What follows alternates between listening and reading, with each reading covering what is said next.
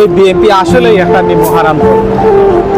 গত বছর জুলাই আন্দোলনের সময় 1400 মানুষের প্রাণের বিনিময়ে আজকের এই বিএনপি বাংলাদেশের মুক্ত বাতাসে।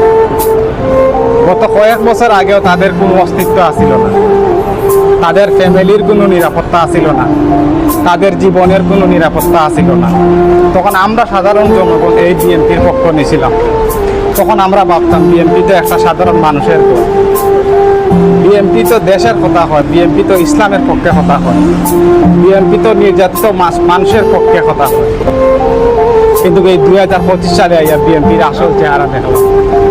এরা শুধু চিনে শুধু খালি ক্ষমতা। বিএনপি আসলে কোনো সাধারণ মানুষের দল না। বিএনপি একান্তই তাদের ব্যক্তিগত একটা দল। তাদের ভিতরে শুধু আছেন লোভ লালসা। আসলে আমরা সাধারণ জনগণ বিএনপির কাছ থেকে কোনো সময় এই জিনিসগুলো আশা করছি না। তাই মন থেকে আজকের এই বিএনপির আমি বয়কট করলাম। আপনারাও সবাই বিএনপির বয়কট করুন।